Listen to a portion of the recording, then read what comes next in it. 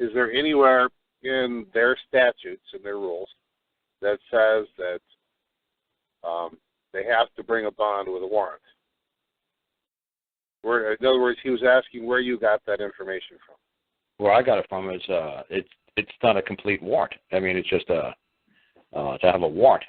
It has to. Well, it doesn't have to have a bond. Like I said, you can go out there and go get a warrant.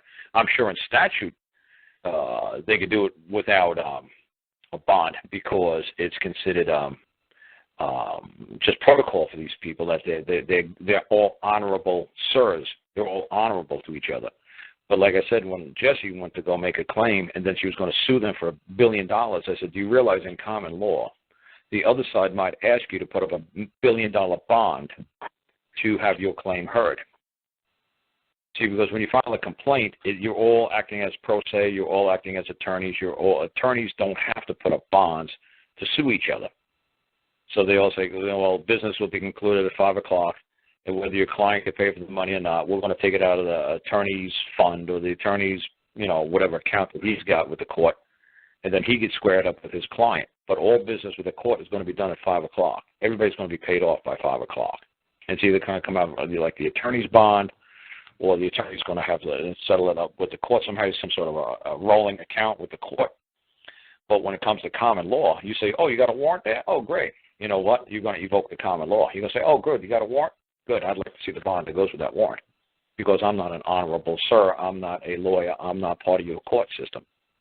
I'm outside of your jurisdiction. So if you want to come into my kingdom, if you want to come over the Canadian border, if you want to come into Mexico, if you want to come into my country, you're going to have to do it with a bond. That's great that your warrants work in the United States without a bond attached, but they don't work in my land. They don't work in my country. They don't work in my jurisdiction.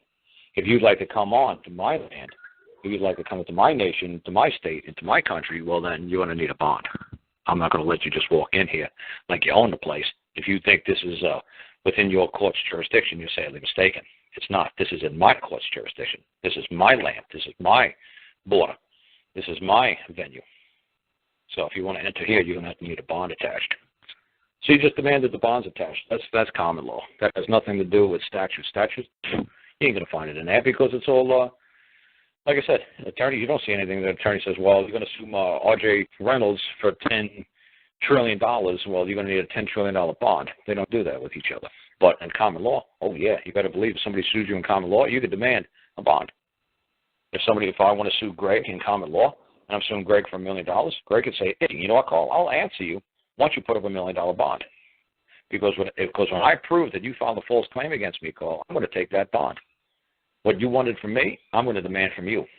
Eye for an eye, tooth for tooth. Whatever you wanted from me, you bad false witness on me as your neighbor, I'm going to demand equal and fair just compensation. So you're going to put up a bond.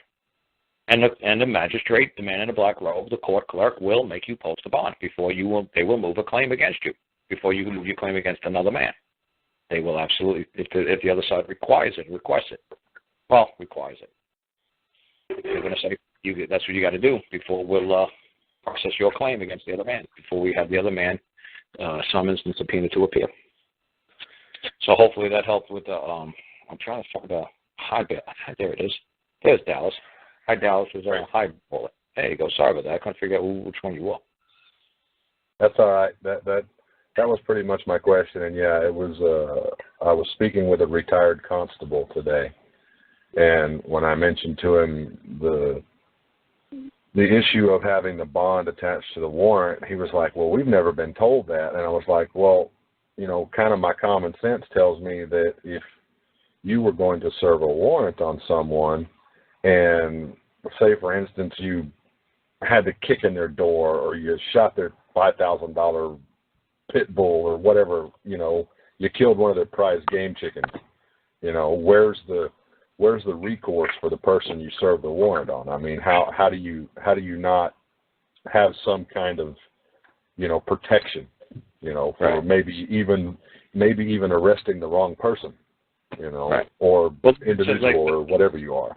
Does that make kind of sense? Like I said, if like, say, China was shipping goods into this country, like baby formula, that maybe they have to put up a $1 billion bond just in case the baby formula kills a whole bunch of kids, that China, could say, well, haha, what are you going to do, drop a nuclear bomb on us to get the money back? No, that makes sense. So does it understand when you cross into somebody else's jurisdiction, under somebody else's like land, why you could demand a bond?